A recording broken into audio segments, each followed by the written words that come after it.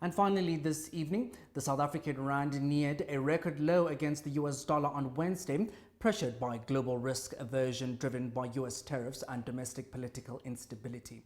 Moreover, new US tariffs, including a 104% duty on China, led to increased volatility. Now, China retaliated with a 84% tariff on US goods.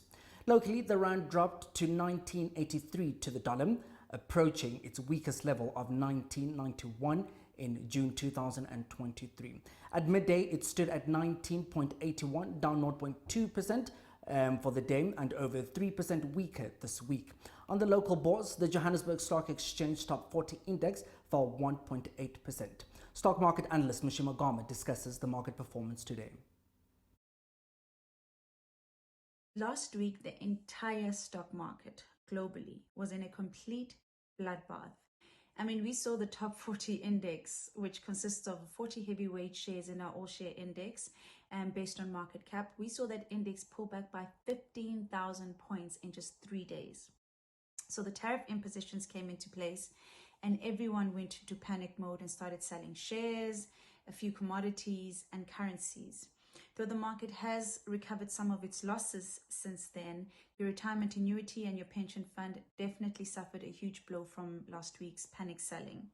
The solace is that the market, your retirement annuity fund and your pension fund is more of a long-term investment, and the market does tend to rebalance and recover its losses when we experience a sell-off like last week, because it's not the first one that we've gone through. The rand also took a huge knocking, and unfortunately it does seem as if the rand may be headed to 20 rand to the dollar. We saw it trade to 19 rand 82, which is not too far from its all-time low at 19 rand 91, which means that the rand effectively lost 3% of its value against the dollar in a very short space of time. You need to understand that the rand is highly susceptible to shifts in financial market sentiment, and with President Trump constantly picking on us, it worsens international sentiment towards South Africa. Another factor that contributed to rand weakness would be our own political stance. And although the ANC and the DA have agreed not to walk away from the GNU, international investors are still worried that the DA, which is very pro-business, may just exit government. And international investors do not like political erraticness. They will simply swoop their money out.